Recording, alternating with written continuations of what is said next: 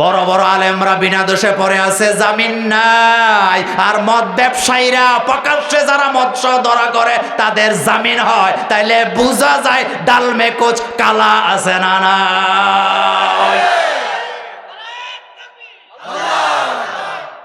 Alcohol মানুষের জন্য শত্রু। আল্লাহর নবী মাদানী জীবনে অ্যালকোহল নিষিদ্ধ করা হয়ে গেল। আমার ভাইয়েরা, একদল সাহাবা তখনও মদ হারাম হয় নাই। ইবনে কাসির পরে দেখেন সমস্ত তাফসীর কিতাবে আসছে, তখনও মদ হারাম ঘোষণা হয় নাই শরিয়া দিয়া। কয়েকজন সাহাবা সেটা খাইলেন। একজনে নামাজের ইমামতি করতে গেলেন, যাওয়ার পরে কুলিয়া সূরাটা পড়লেন। পড়ার মধ্যে লা আ'বুদু মা তা'বুদুন, এই আয়াতটা উনি উল্টা করে পড়লেন। আল্লাহ জানায় দিলেন লা তাকরাবুস সালাত ওয়া আনতুম সুকারা, যখন সুকার থাকো, নেশাগ্রস্ত থাকো, খবরদার নামাজের কাছেও যাওয়া যাবে না। যেহেতু এটা খাইলে হিতাহিত জ্ঞান থাকে না, এটা খাইলে মা চিনে না, বোন চিনে না, বউকে পার্থক্য করতে পারে না। এই জন্যই অ্যালকোহল মদকে চিরতরে মোমেনদের জন্য হারাম করে দিয়েছেন কে? ব্যাখ্যা দেব না, সময় পাবো না, কথা বলে বুঝেন। অ্যালকোহল কি? অ্যালকোহল। 3 নম্বরে ধূমপান। এইটা বললে অনেক মুরব্বির কলজায় এখন আঘাত লাগবে,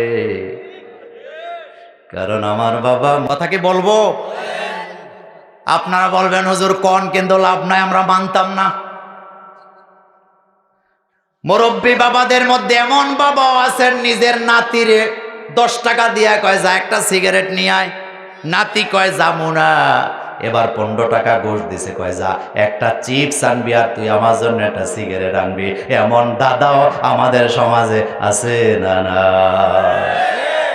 তবে এমন বাপ নাই, এমন বাপ নাই।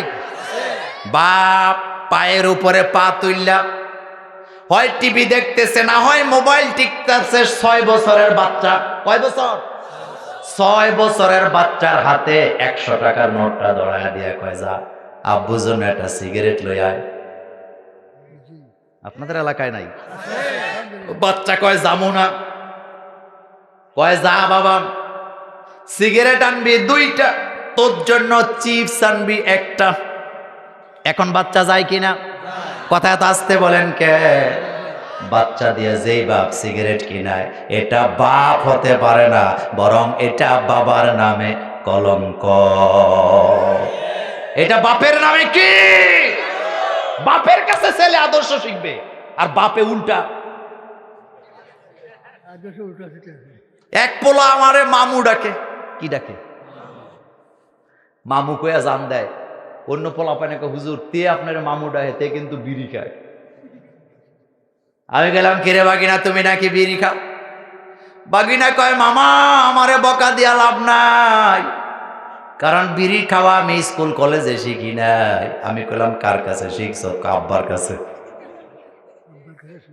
আমি কইলাম আব্বার কাছে কেমনে শিখছ? কয় আব্বা বিড়ি হাতে দিয়া বলতো যা বাবা জ্বালাই আন। আমি শুধু জ্বালাই নাই, আমি নিজেও টাইনা টাইনা জ্বলছি।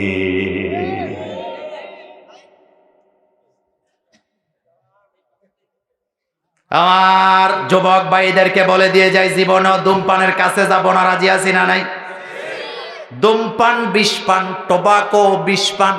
টোবাকো, এই দুনিয়াতে যত খারাপ জিনিস আছে সবগুলা ইহুদিরা মালিক। আসতে কয় কারা? ইহুদিরা মালিক। প্যাকেটের গায়ে লেখা আছে এটা ধূমপান বিষপান, এরপরও খায়। আমি বলি শুকনা গু যদি ঢুকায় দেয় হেডাও খাবে। মানুষের রুচি হয় এত খারাপ। আমি দেখতেছি এটা খাইলে আমার মরণ হবে, আমি দেখতেছি এটা খাইলে আমার কিডনি নষ্ট হয়ে যাবে, আমি দেখতেছি এটা খাইলে পরে আমার লিভারটা নষ্ট হয়ে যাবে, আমার হার্ট নষ্ট হয়ে যাবে, আমার লাংস নষ্ট হয়ে যাবে। সুতরাং যারা এরপরও বিড়ি খায় তারা আত্মহত্যা করে, আত্মহত্যা করে, আত্মহত্যা করে। আমার বন্ধুগণ, এই ব্যাপারে আমি অসংখ্য বর্ণনা আপনাদেরকে দিতে পারতাম, দিলাম না। বর্তমান চিকিৎসা বিজ্ঞান বলেছেন ধূমপান এত মারাত্মক, যারা ধূমপান করে তারা বিড়ি টান দিয়া দুয়াগুলা গিল্লা খাইয়া আবার নাক দিয়া বাইর করে, এমন হ্যাঁ।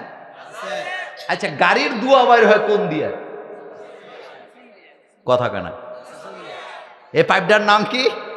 চ্যালেঞ্জার। কি কয়? গাড়ির মধ্যে থাকে চ্যালেঞ্জার। আর এখন মানুষের নাকের ভিতরে একটা নয় বরাবর দুইটা চ্যালেঞ্জার আছে না না। মশান কি এমনি দইরা, ওই যে আমাদের কি জেহাদি ইলিয়াসুর রহমান জেহাদি দেখাইয়া কি বিপদে পড়ছে, ওইটা আমার বিষয় না, কিন্তু মশান দইরা খায় কি খায় না। আর নেতারা তো কথাই নেই, এমনি আমি কিন্তু কমেডি বক্তা না, এটা তো আপনারা জানেন।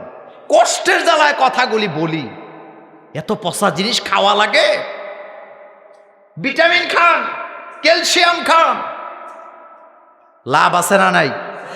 ভালো ভালো খাদ্যগুলি আল্লাহ দিছে আমাদেরকে খাওয়ার জন্য। হালালান তৈয়্যিবা, বলেন হালালান তৈয়্যিবা, পবিত্র খাবার খাও। সাকাহুম রব্বুহুম শারাবান তাহুরা, সুবহানাল্লাহ। একজন পেশা বুজুর্গ ওয়াজ করছে, মিম্মা ইয়াশতাহুর, জান্নাতে যাইবা যা পাইবা তাই পাই, যা চাইবা তাই পাইবা। মিম্মা ইয়াশতাহুন, যা চাইবা তাই পাইবা। মুরিদ একটা সাহস করে দাঁড়ায় কয়, পেশা বুজুর্গ বলেন হুক্কা পাওয়া যাবে উনি? হুক্কা চিনেন তো? কুরকুরায় আওয়াজ হয়, আগে ছিল, এখন নাই। হুক্কা আগে নাকি ছেলে বিয়া করাইলে ওই ছেলের হোর বাড়ি থেকে হুক্কা দিয়ে দিত। এবার মরিদ কয়, পিসাব হুজুর কোন হুক্কা পাওয়া যায় বনি? পিসাব কয়, বেটা যেহেতু আল্লাহ বলছে যা চাইবা তাই পাইবা, হুক্কা চাইলে হুক্কা পাইবা, তবে এত ফসা জিনিসের কথা জান্নাতে মনে থাকবে না। এজন্য যুবকদেরকে বলে দেয়া যায়, ধূমপান করিস না, কারণ মাদকের প্রথম, নেশার প্রথম সিঁড়িটাই হলো ধূমপান। কুমিল্লাতে একবার টাউন হলে একটা প্রোগ্রাম হয়েছে, মাদক নিয়ন্ত্রণ সেমিনার। বলেন তো কি নাম? Police officer 200, army officer 200, BGB 200, college ভার্সিটির প্রিন্সিপালরা আছে, নেতারা আছে, শিক্ষার্থীরা আছে, মোল্লারাও আছে। তো প্রত্যেক জাতির থেকে একজন করে বক্তৃতা দিবে। পুলিশ থেকে একজন, আর্মি থেকে একজন, বিজিবি থেকে একজন। কথা তো রেকর্ড হয়, এটা কুমিল্লাও চলে যাবে জানি, কথাটা শুনে। তো মোল্লাদের পক্ষ থেকেও বক্তৃতা দিবে একজন। ঘুরা ফিরা আমার নামটা আইছে। কার নাম? কথাটা আসতে কয়। আমি বক্তৃতা দিব কাদের পক্ষ থেকে? মোল্লা মৌলবী। তো পুলিশ অফিসারদের পক্ষ থেকে একজন দিবেন, ডিসি সাহেব স্বয়ং উপস্থিত সেখানে। ডাক্তারদের পক্ষ থেকে একজন দিবেন, সিভিল সার্জন সেখানে উপস্থিত। এরপরে প্রিন্সিপালদের পক্ষ থেকে একজন দিবে। তো আমাকে দাঁড়া করাইছে বক্তৃতা দেওয়া। ও আবার মহিলা নেত্রীদের পক্ষ থেকে, ওই যে কি সুশীল সমাজ আছে না, প্রগতিশীলদের পক্ষ থেকে একজন দিবে। তা আমারে যখন বক্তৃতা দিতে দিছে, অন্য অন্য মোল্লারা মুছে মুছে আমার দিকে হাসতেছে, কারণ তারা জানে যে নিশ্চিত আজকে ফেস লাগাইব। আমার ভাইয়েরা, বক্তৃতা দিতে দাঁড়াইছি, হেডলাইনে লেখা কি? মাদক নিয়ন্ত্রণ সেমিনার। প্রথম নাম্বারে আমি হাসি দিয়া বললাম, এই হেডলাইনটা 100% ভুল। কারণ মাদক নিয়ন্ত্রণ হবে না, নিয়ন্ত্রণ মানে হলো সিটায় আছে আপনারা গোলায় দিবেন। বরং এটার নাম দেওয়া উচিত ছিল মাদক বন্ধকরণ সেমিনার। মোল্লারা এবার আরো বড় করে হাসি দিয়া কয়, খবর আছে আজকে। ডিসি সাহেব আমার দিকে এইভাবে তাকায় আছে, তখনকার ডিসি। আমি হাসি দিয়ে জিজ্ঞেস করলাম, আজকের সেমিনারে যারা উপস্থিত আছেন, মাদক নিয়ন্ত্রণ বা বন্ধ করার জন্য আপনারা আসছেন, আমরা আসছি। মাদকের প্রথম সিঁড়িটাই হলো ধূমপান। আজকের সেমিনারে যারা যারা আছেন, জীবনে কোনোদিন এই বিড়ি সিগারেটে হাত লাগান নাই, কারা কারা হাতগুলো একটু দেখতে চাই। হাত উঠাইছে মাত্র 10%। বুঝেন না আপনারা আমার বাংলা কথা? কয় পার্সেন্ট? শতকরা 10 জন। তাইলে খাইছে কয়জনে? কথা বলে না কেন? কয়জন? আমি হাসি দিয়ে কই, আপনারা সাক্ষী থাকেন, যেই লোকগুলো আইছে মাদক বন্ধ করার জন্য, নিয়ন্ত্রণ করার জন্য, সরিষা নিয়ে আইছে ভূত তাড়ানোর জন্য, এখন সরিষার ভিতরেও ভূত আছে না? না,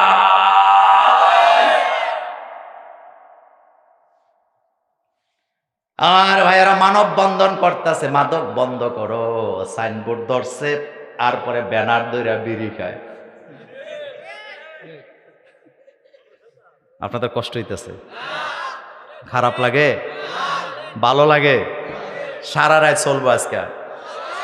আপনারা ওই থাকবেন, আমি ভাগ্যাম না। আমার কিন্তু গড়ি আছে, আমি 90 মিনিট, এর বেশি যাব না। কথাটা বুঝাইতে চাইলাম।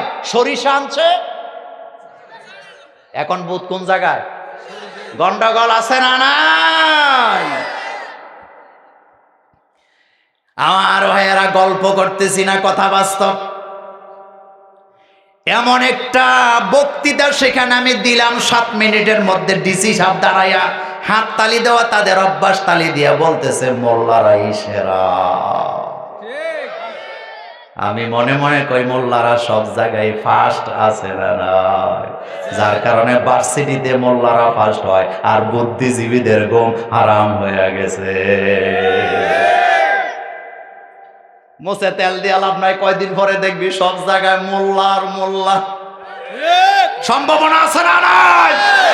এমন একদিন আসবে, আদালতে মোল্লা, মেডিকেলে মোল্লা, বিচারালয়ে মোল্লা, সংসদে মোল্লা, শুধু মোল্লার মোল্লা, মোল্লার মোল্লা পাওয়া যাবে ইনশাআল্লাহ।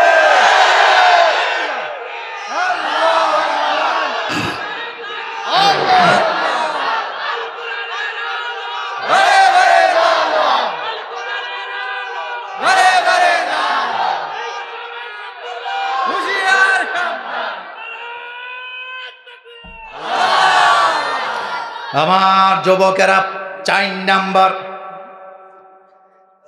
নাম্বার মেডিকেল সায়েন্স বলেছেন, ডিপ্রেশনে যারা ভোগে তারা মা হতে পারে না, বাপ হতে পারে না। এই কথাটা অনেক ইম্পর্টেন্ট কথা। ডিপ্রেশন বুঝেন তো? যুবকরা কথা কয় না। ডিপ্রেশনে যায় তারা, প্রেম কইরা সেকা খায় যারা। যুবকরা চুপ করে থাকলে হবে?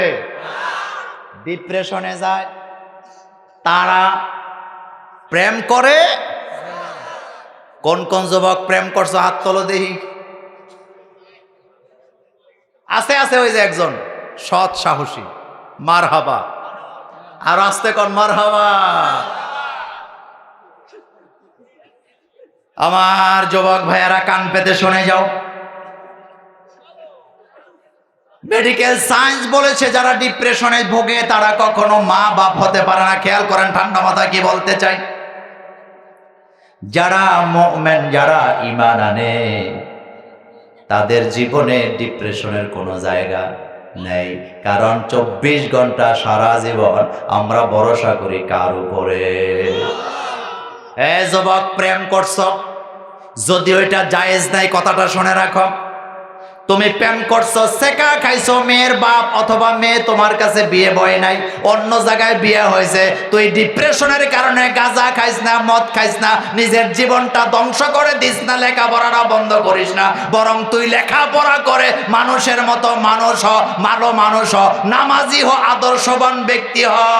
সারা জীবন মেয়ের বাড়ির লোকেরা তোর জন্য ডিপ্রেশনে ভুগবে। কথা বুঝাইতে পারি নাই? কথা বুঝাইতে পারি নাই?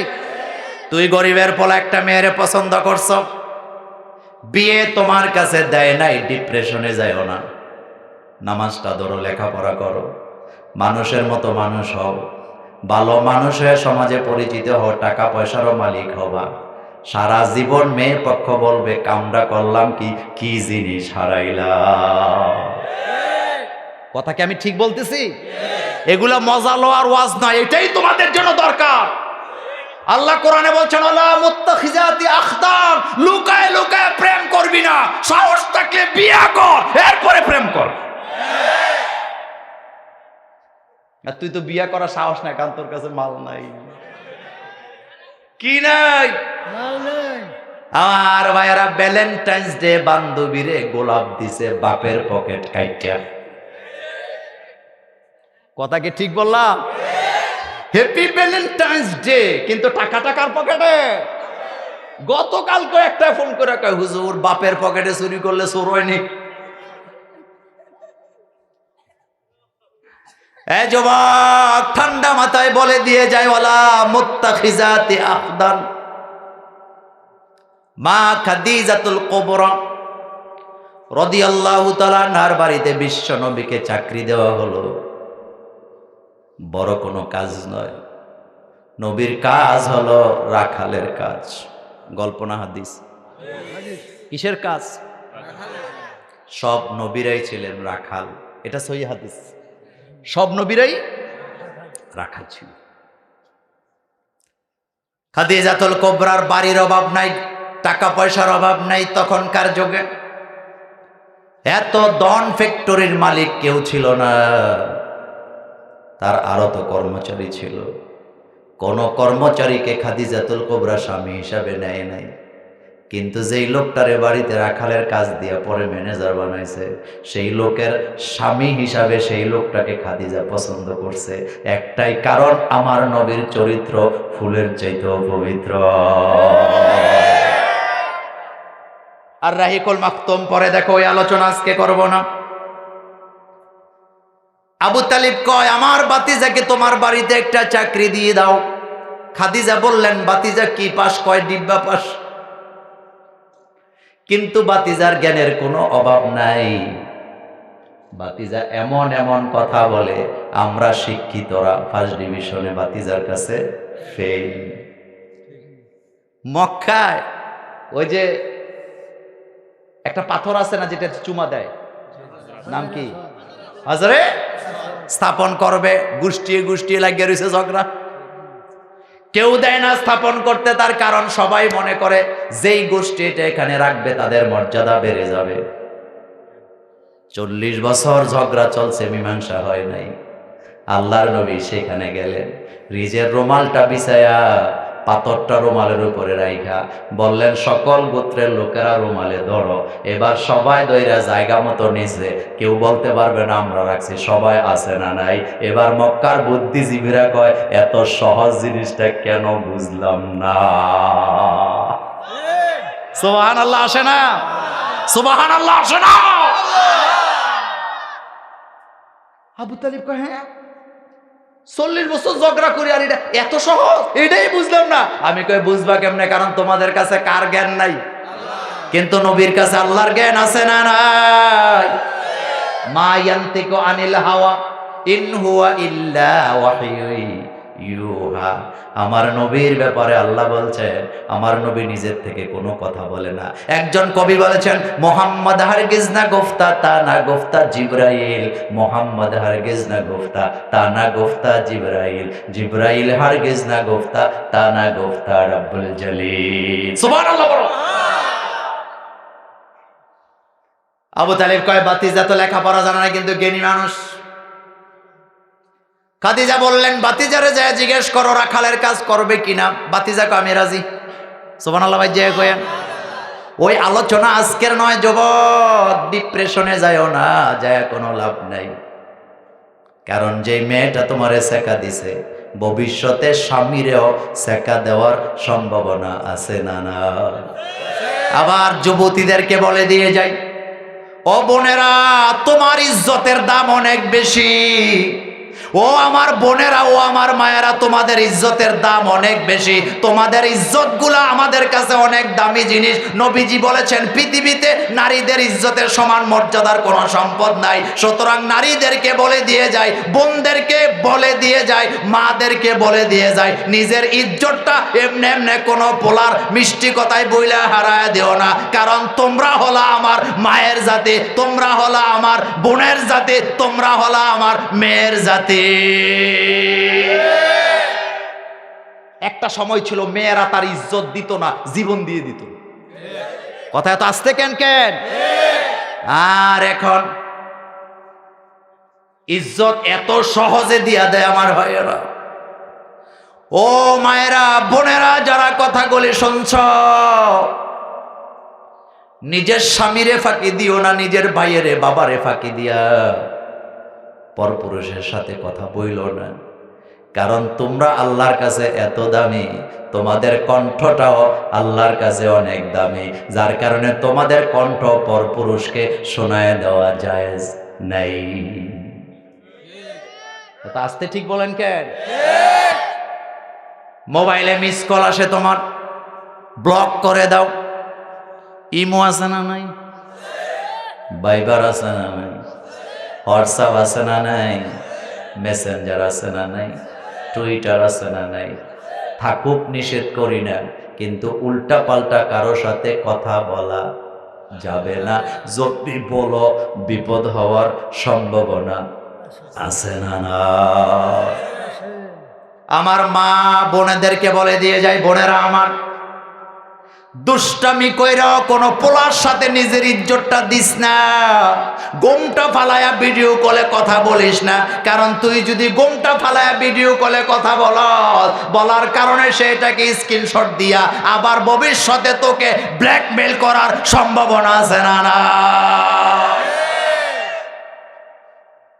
গাড়ি চালায় আপনি সিরাজগঞ্জের দিকে যাচ্ছেন, ভুল করে আপনি অন্য ভুল রাস্তায় 10 কিলোমিটার চলে গেছেন।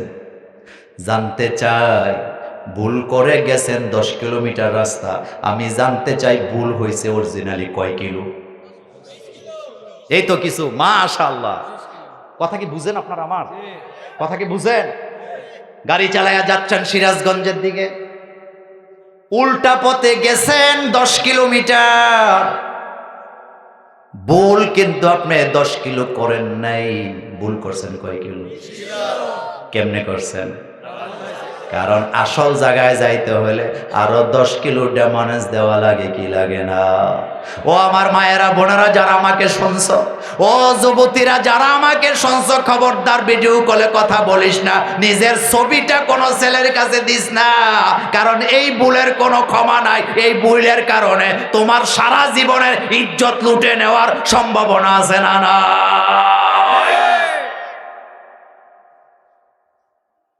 মোমেনের জীবনে ডিপ্রেশন বলতে কোনো জিনিস নাই। আমার ভাই কথাগুলি বলছিলেন, আমি তন্ময় হয়ে শুনছিলাম। বিশ্বনবী হযরত আবু বকরকে নিয়ে মক্কা থেকে মদিনায় হিজরত করতেছে, গারে সরে গেলেন। আমি গারে সরে জীবনে প্রথম গেছি 2005 সালে, তখন আরো বুড়া ছিলাম। হ্যাঁ, কত সাল? 2000। এখন কত চলে? তো কয় বছর হয়েছে? তখন আরো বুড়া ছিলাম। খেয়াল করেন, কেউ সাহস পায় না, আমি দৌড়াইয়া উঠে গেছি। 2005-এর কথা, ছাত্র জীবনের কথা। সেখানে একটা কারণে গেছি, সাহাবের নিয়তে যাই নাই। সেখানে যায় দেখলাম বিশ্বনবী কোন গুহাটাতে লুকাইছে। যায় দেখলাম একটা ওট, যে গেলাম ওটাইলো কেমনে, কয় পাইকা রানছে। কার আনছে? পাইকা বুঝেন তো? পাকিস্তানি। কার আনছে? একটা ছবি উঠাইবেন 10 রিয়াল, একটা 10 রিয়াল। গুহাটার দিকে দেখলাম, আল্লাহর নবী গুহায় বসে আছেন, শুয়ে আছেন, উরুর উপরে আবু বকরের। আবু বকর কাঁদতেছে। নবীজি বললেন, আবু বকর কাঁদো কেন? ছেলে মেয়ের কথা, বিবির কথা মনে পড়ে গেল নাকি? আবু বকর বললেন, না হুজুর, আমার জীবনের চাইতে আপনাকে বেশি ভালোবাসি। আমার চিন্তায় কাঁদি না, আপনার চিন্তায় আমি ডিপ্রেশনে পড়ে গেছি, আমি চিন্তিত হয়ে গেছি, দুশ্চিন্তায় পড়ে গেছি। কাফেররা আসবে, আপনাকে মেরে ফেলবে। আল্লাহর নবী মুস্কি হাসি দিয়ে বলেন, লা তাহজান, লা তাহজান, লা তাহজান, ইন্নাল্লাহা মা'ানা। দুশ্চিন্তা করো না, ডিপ্রেশনে ভোগো না, আমাদের রব আমাদের সাথে আছে। আল্লাহু আকবার। যুবক, শেষ কথা বলে দিয়ে যায়, ডিপ্রেশনের জায়গা ইসলামে। ব্যবসায় লস খাইছো, ডিপ্রেশনে যাইও না। বিদেশ টাকা জমা দিছো, ডিপ্রেশনে চলে যাইও না। যেখান থেকে আঘাত খেয়েছো সেখান থেকে নতুন করে শুরু করো। তোমার কর্মজীবনে তোমার আল্লাহ বরকত দিয়ে দিবে। মুরব্বীর একটা কথা বলে, শিখছো কোথায়? ঠেকছি যেটা। বলেন শিখছো কোথায়? ঠেকছিলাম যেখানে। কষ্টের জ্বালায় কথাটা বলে দিয়ে যাই। কিছু কিছু পরিবার আছে বড় ছেলের টাকা দিয়ে ঘর বানায়, বড় ছেলের টাকা দিয়ে বাড়ি বানায়, বড় ছেলের টাকা দিয়ে সব ছেলে মেয়েরে লেখাপড়া করায়, শেষ জীবনে বড় ছেলেরে জিরু হাতে ঘর থেকে বিদায় দেয়। এমন নাফরমান আব্বা আম্মাও আমাদের সিরাজগঞ্জে নাই।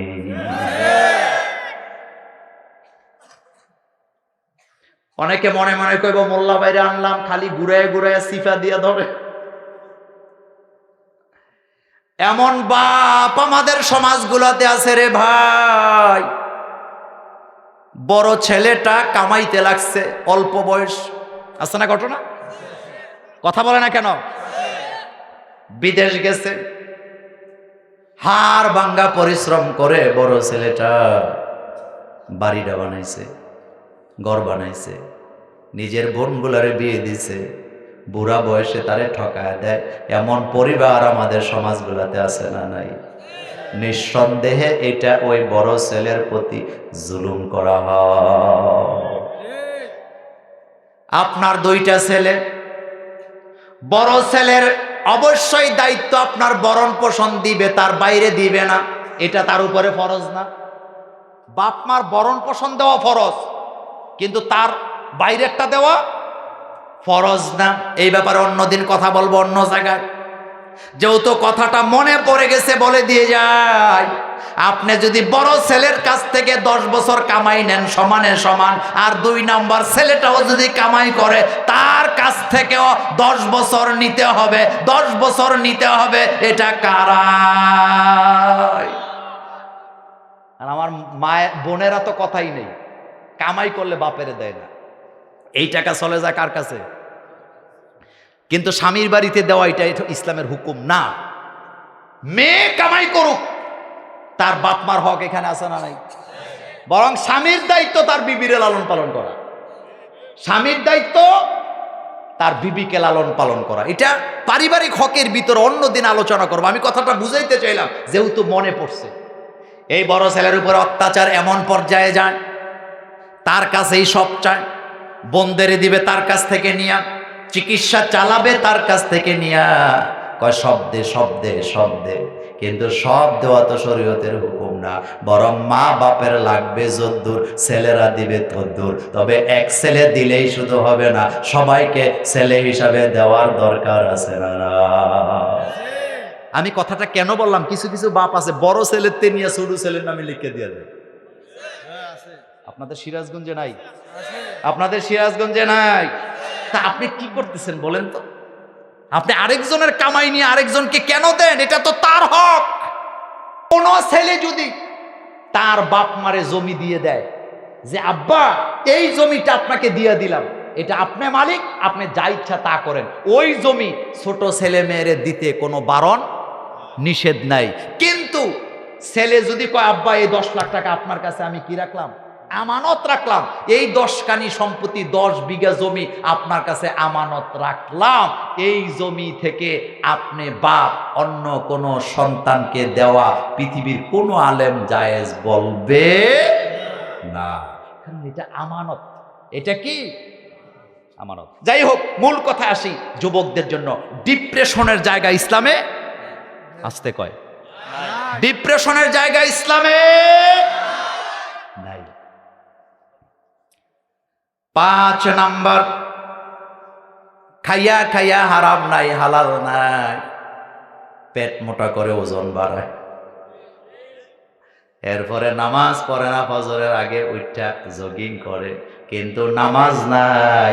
এমন ডায়াবেটিক্সের রোগী আমাদের সমাজে আছে না?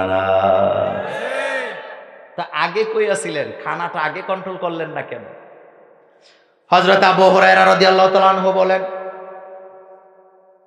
আমি যখন ক্ষুধার্ত হতাম বিশ্ব নবীর ঘরের আশেপাশে ঘুরতাম, নবীর ঘরে রান্না হলে আমি খেতাম, নবীর ঘরে খাবার নাই আমরা খাইতে পারতাম না। তিনি বলেন আল্লাহর নবীকে জীবনে কোনোদিন আজকে পেট পুরে রুটি গোশত খাওয়ার পরে পরের দিন আবার রুটি গোশত পেট পুরে খেয়েছে। আল্লাহর নবীকে জীবনে কোনোদিন এই অবস্থায় আমি দেখি না। কথাটা কত মারাত্মক, খেয়াল করছেন আপনি? নবীজি পরপর 2 দিন রুটি গোশত পেট ভরে খান নাই, আর আমরা ডেলি কয়বার? আস্তে আস্তে কয়বার? হালাল খাবার খান, আমি নিষেধ করি নাই, কিন্তু আল্লাহর নবী বলেছেন লা ইয়াদখুলুল জান্নাতা গুজিয়া বিল হারাম, লা ইয়াদখুলুল জান্নাতা জাসাদ গুজিয়া বিল হারাম। যেই শরীরে রক্ত মাংসগুলা তৈরি হয় হারাম খাবার দিয়া, এই হারাম খাবার ওলা রক্ত মাংস শরীরটা কখনো আল্লাহর জান্নাতে যাবে না। এই হারাম খাবারের ভিতরে আমরাও আছি না নাই? আমরা হুজুররা নাই? আর আসতে কন। আমি মাঝে মধ্যে বলি আমরা হুজুররা এত চালাক, কেউ নামাজ পড়ে না সে দাওয়াত দিলে আমরা খাই না, ফতুয়া দেয় বেনামাজির করে খাবো না, কিন্তু মসজিদের সভাপতি সুদের ব্যবসা করে, কেশিয়ার ঘুষ খায়, তাদের ঘরে সকাল বিকাল খাইয়া খাইয়া পেট মোটা করি। আমার মতো এমন কাঠমোল্লা আছে না? না।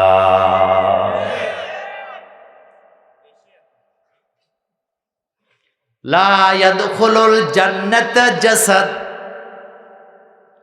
ওই শরীরটা জান্নাতে যাবে না যেই শরীরটা তৈরি হয়েছে হারাম খাবার দিয়া।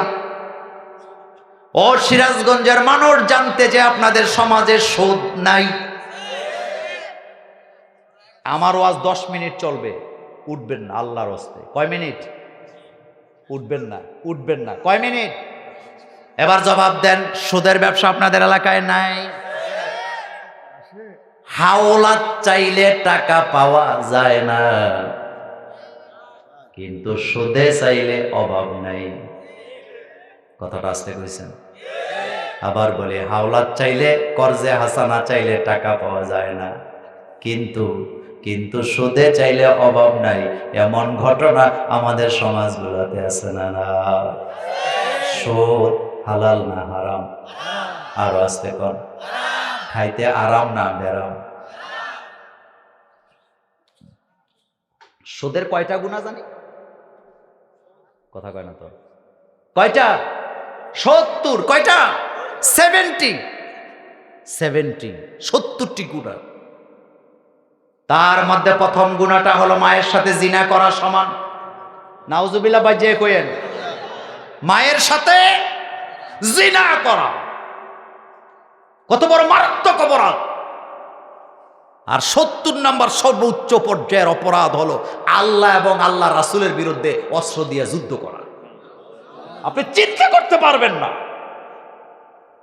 মক্কায় মদিনাতে সুদের কারবার চলে, সুদের আয়াত নাযিল হলো,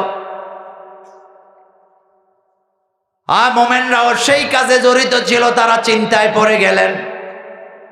আল্লাহ আয়াত নাযিল করলেন অজারু বাকিয়া মিনার রিবা, সুদটা ছেড়ে দিবা, আসল টাকা টলে বাড়িতে চলে যাবা, তোমার পেছনের জীবনের সব গুনাহ মাফ।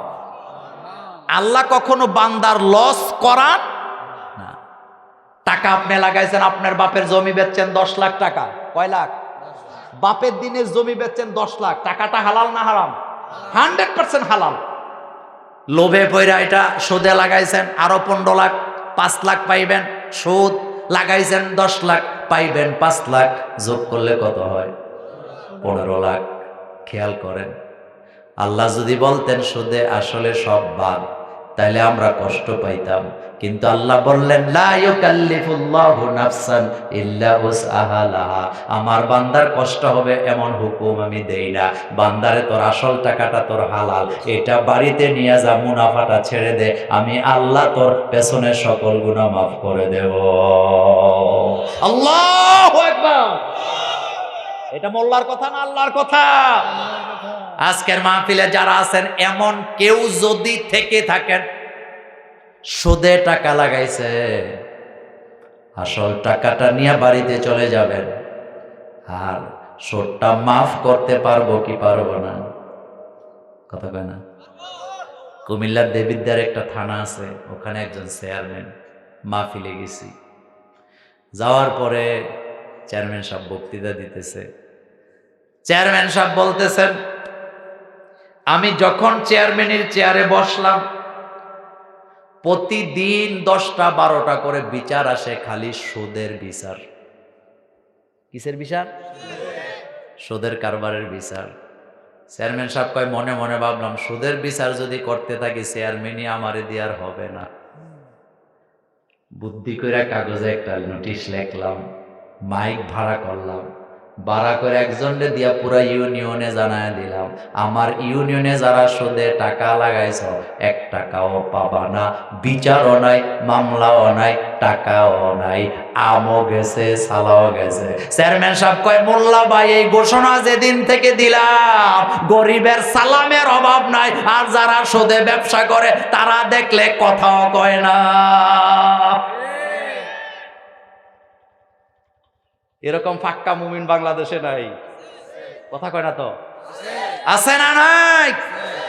ব্যাখ্যা দেব না। লা ইয়াদখুলুল জান্নাতা জাসাদ গুযিয়া বিল হারাম। যারা হারাম খায়া রক্ত মাংস তৈরি করছো, জান্নাতে যেতে পারবা না, পারবা না, পারবা না, পারবা না। আপনাদের একা বিলের মধ্যে শাক হয় না? এই যে আজকে একটা খাওয়াইলেন, কি শাক? হ্যাঁ, জোরে কর না। পালং শাক না কি জানি কয়, এটা পোলাপানে কইছে। হ্যাঁ, মজাই তো। আমি এটা আগে খাইছি কিনা জানি না, চিনি না তো কোনো কিছু। খেয়াল করেন, এত মজা, খেয়াল করেন। কিনতে টাকা লাগে নাই, বিলে আছে না নাই? কথা বলে না কেন? গোশত দিয়ে খাবারের দরকার নাই, একেবারে মুরগির গোশত দিয়ে খাওয়ার প্রয়োজন নাই। জমিনের আইল থেকে শাক টোকায়া খাও, হালাল খাও, আল্লাহর জান্নাতে চলে যাবা। শেষ কথা বলে দিয়ে যে এটা শেষ কথা। কোরআন কয় পারা? কয় পারা? মানতে হবে কয় পারা? কোন মোমেন যদি বলে 30 পারা, কোরআন এত বড় কোরআন, মানমু 29 পারা, বাদ দেমু 1 পারা, মোমেন না কাফের। এটা শেষ কথা। এটা হলো অ্যান্টিবায়োটিক। এটা কি? আমার জবাবটা আবার চাই। কোন মোমেন যদি বলে কোরআন 30 পারা, 1 পারা বাদ দিলাম, 29 পারা মানি, মোমেন না কাফের? সূরা কয়টা? কোন মোমেন যদি বলে 113টা সূরা মানলাম, 1টা বাদ দিলাম, মোমেন না কাফের? 1টা আয়াত বাদ দিলে মোমেন না কাফের? শেষ কথা বলে দিয়ে যাই, আকিমিস সালাত, নামাজ কায়েম করো। আকিমিস সালাত, নামাজ কায়েম করো। যেই শব্দে আল্লাহ বললেন আকিমুদ্দিনের কথাটাও আল্লাহর কোরআনে আছে না নাই?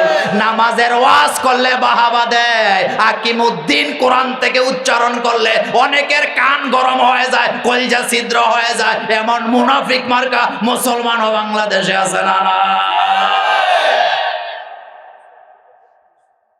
কোন তালে বসে আছেন? তাল আগে ঠিক করেন। তাল আগে নিজের তাল ঠিক করেন, আগে নিজের মগজটা ঠিক করেন। আল্লাহ কোরআনে বলছেন, আফাতুমিনুনা বিবাদিল কিতাব ওয়া তাকফুরুনা বিবাদ। কিতাবের কিছু মানবা, কিছু মানবা না। চোরাগুলা দিয়ে জান্নাতে চলে যাবা হবে না, বরং পুরা কিতাব মানতে হবে। এটা মোল্লার কথা না আল্লাহর কথা? মোল্লার কথা না আল্লাহর কথা? পুরা কোরআন মানতে হবে তোমাকে। জিলাফির আয়াত মানছ? ও যুবক, যেটা ভালো লাগে এটা মানো, যেটা ভালো লাগে না সেটা মানো না, হবে না। বরং কোরআনের সমস্ত আয়াতের উপরে প্র্যাকটিস করা লাগবে। কোরআনের গভীরে আমাদেরকে ঢোকা লাগবে। হালকা ভাবে কোরআন পড়লে হবে না। প্রতি কোরআনের শব্দ নিয়া, প্রতি কোরআনের ব্যাখ্যা নিয়া যদি আমরা প্রতিনিয়ত চিন্তা করতাম, তাহলে এই বাংলার জমিনে কোরআনের আইনের বিরোধিতা করে এমন নামাজি খুঁজে পাওয়া যেত না।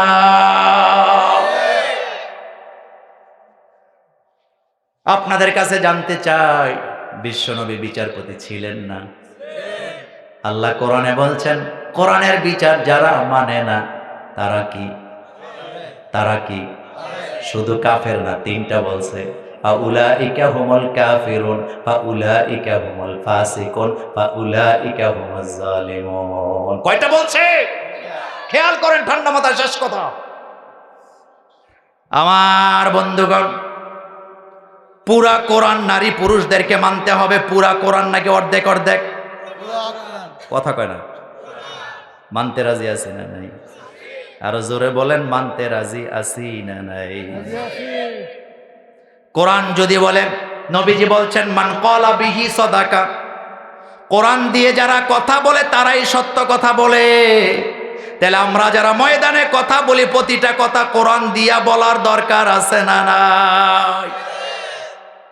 অমান হাকামা বিহি আদালা, যারা কোরআন দিয়া বিচার ফয়সালা করে তারা ন্যায় বিচার করে।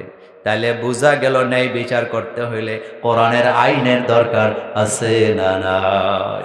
আল্লাহর জমিনে আল্লাহর কোরআন দিয়ে বিচার ফয়সালা চালু হোক, আমরা কি চাই? দল বুঝি না, মত বুঝি না, কাঁধে কাঁধ মিলাবো, আল্লাহর জমিনে আল্লাহর কোরআনের আইন প্রতিষ্ঠা করার জন্য সংগ্রাম করতে রাজি আছি না নাই? দুই হাত উঁচু করে আমার আল্লাহকে দেখায় দাও।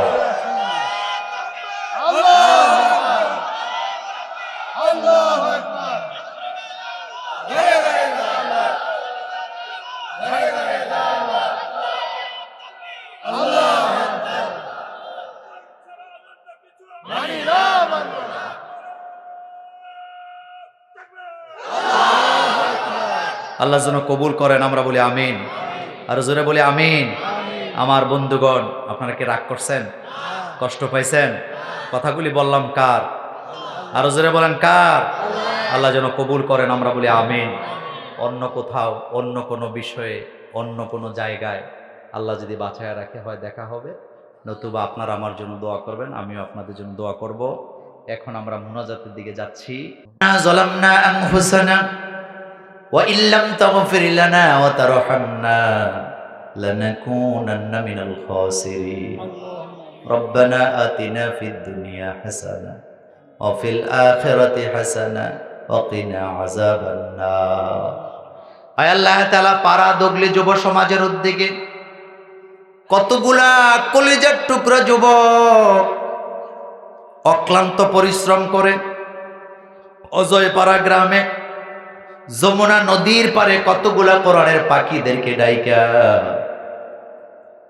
কয়েক শত কোরআন প্রেমী মুসল্লিদের নিয়ে, পর্দার আড়াল থেকে মাদেরকে বোনদেরকে নিয়ে গভীর রাত্রে শেষ করে তোমার দরবারে হাত তুলেছি। মেহেরবানি করে কোরআনের মাহফিল কবুল করে নাও। পরিকল্পনা থেকে নিয়ে এ পর্যন্ত যারা কথা দিয়া, বুদ্ধি দিয়া, টাকা দিয়া, পয়সা দিয়া, শ্রম দিয়া, সময় দিয়া এত বড় বিশাল কোরআনের মাহফিল সাজায় দিলেন, তাদের জন্য, তাদের মা বাপের জন্য তোমার জান্নাতে একটু জায়গা দিয়ে দাও। আল্লাহ, হযরত আদম থেকে নিয়ে আজকে পর্যন্ত যত কালিমা গুই নরনারী দুনিয়া থেকে বিদায় হয়েছে, তাদের কবরগুলোকে জান্নাতের বাগান বানায় দাও। আমরা যারা হাত তুলেছি, আমাদের বংশধর, দাদার বংশ, দাদির বংশ, নানার বংশ, নানির বংশ থেকে যারা কবরে চলে গেছে, আল্লাহ বংশধরের কবরের আযাব মাফ করে দাও। আমরা যারা হাত তুলেছি, আমাদের মধ্য থেকে মা বাপ যাদের দুনিয়া থেকে বিদায় হয়ে গেছে, আল্লাহ আমাদের আব্বা আম্মার কবরটাকে জান্নাত বানায়া দাও। রব্বিরহামহুমা কামা রব্বায়ানি সগীরা। আল্লাহ যাদের আব্বা আম্মা বেঁচে আছে, হায়াত লম্বা করে দাও। আজকের কোরআনের মাহফিলের সভাপতির হায়াত বাড়াও। প্রধান অতিথি সহ যত অতিথি, আয় আল্লাহ সম্মানিত অতিথিবৃন্দ যারা আছে, সকলকে তুমি মাফ করে দাও, সকলকে তুমি কোরআনের জন্য কবুল করে নাও। এই অঞ্চলে যত গোরস্থান আছে, কবরের আযাব মাফ করে দাও। এই এলাকার মা বোনদের জীবনের গুনাহ ক্ষমা করে দাও। মা বোনদের মধ্যে যারা অসুস্থ, সুস্থতা দান করে দাও। আয় আল্লাহ, যেই ঘরে বসলাম, ছোট্ট ছেলে শাকিল, তার আব্বা অ্যাক্সিডেন্ট করে অসুস্থ অবস্থায় হসপিটালে আছে, দোয়া করি শাকিলের আব্বাকে সুস্থতা দান করে দাও। অত্র অঞ্চলে যত মা বোনেরা অসুস্থ, তাদেরকে সুস্থতা দান করে দাও। খাদিজা আয়েশার সাথে হাসর কবুল করে নাও। যাদের ছেলে মেয়ে দরকার ছেলে মেয়ে দান করে দাও, যাদের সংসারে শান্তি নাই শান্তি ফিরায়া দাও। আজকের মাহফিলে সাদা দাড়িওয়ালা যারা আছে, আমাদের সাদা দাড়িওয়ালাদের জীবনের গুনাহ ক্ষমা করে দাও, তাদের নৌকা কাছাকাছি চলে আসছে। যুবকরা তরুণরা আশা করে তারা বুড়া হবে, সাদা দাড়িওয়ালাদের কোনো আশা নাই, যে কোনো সময় তুমি ডাক দিয়া নিয়ে যেতে পারো। আমার সাদা দাড়িওয়ালা মুরব্বীদের জীবনের গুনাহ ক্ষমা করে দাও। আজকের মাহফিলে যত যুবক আছে, যেই যুবকরা কষ্ট করলেন, যুবকরা ক্লান্ত হয়ে গেছে, আমার কলিজার যুবকগুলাকে বেলাল আর খাব্বাবের সাথে কবুল করে নাও।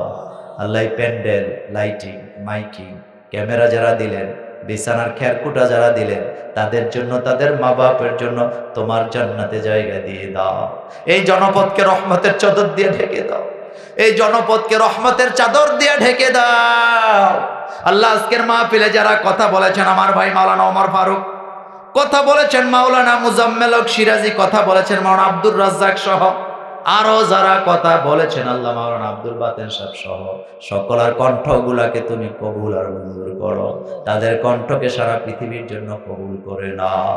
আল্লাহ এলাকায় যারা কৃষি কাজ করে ফসলের জমিনে বরকত দিয়ে দাও, যারা মাছ চাষ করে মাছের ফসলে বরকত দাও, যারা চাকরি করে প্রমোশন দাও, আমার যুবক যারা লেখাপড়া করে তরুণ তরুণীরা তাদেরকে ভালো ছাত্র হিসাবে কবুল করে নাও। স্কুল কলেজে যারা পড়ে তাদের নেককার বানাও, যারা মাদ্রাসায় পড়ে তাদের নেককার বানায়া বড় বড় আলেম বানায়া দাও। আল্লাহ আমার আমির হামজার কণ্ঠকে ময়দানে ফিরাইয়া দাও, আমার আজহারির কণ্ঠকে ময়দানে ফিরাইয়া দাও। আয় আল্লাহ আমার মামুনুল হকের কণ্ঠকে ময়দানে ফিরাইয়া দাও। আল্লাহ আমার কাজী ইব্রাহিমকে ময়দানে ফিরাইয়া দাও। আরো যারা ময়দানে কথা বলে তাদের কণ্ঠকে হেফাজত করো। আল্লাহ এই ময়দানে যারা বিচরণ করছে তাদেরকে হেফাজত করো। কোরআনের পাখির উপরে রহম করো। কোরআনের পাখিটাকে কোরআনের ময়দানে একটা বার ছেড়ে দাও। যারা কোরআন বোঝে না তাদের কোরআন বুঝতে দাও, যারা বিরোধিতা করে বন্ধু বানায় দাও। এই মাহফিলটা কিয়ামত পর্যন্ত চালু করে দাও। আমরা সাক্ষী থাকলাম আল্লাহ, কিয়ামত হবে না যতদিন এই মাহফিল বন্ধ করে দিও না। কিয়ামত পর্যন্ত এই মাহফিলটাকে দয়া করে কবুল করে নাও। আল্লাহ বরকত দাও, আল্লাহ বরকত দাও, সকলকে মাফ করে দাও। বিশ্বনবীকে স্বপ্নে দেখার তৌফিক দাও। আল্লাহ মক্কা মদিনায় যারা যেতে পারে না যাওয়ার তৌফিক দিয়ে দাও। আল্লাহ কোভিড-19 করোনা থেকে বিশ্ববাসীকে তুমি হেফাজত করো। আল্লাহ জানি না কার জন্য সাদা কাফনের কাপড় তৈরি হয়ে বাজারে চলে এসছে, জানি না কার জন্য মসজিদের খাটিয়াটা অপেক্ষা করছে। যেদিন দুনিয়া থেকে বিদায় নিব জবানে পড়ায়া দিও লা ইলাহা ইল্লাল্লাহ মুহাম্মাদুর রাসূলুল্লাহ সাল্লাল্লাহু আলাইহি ওয়াসাল্লাম।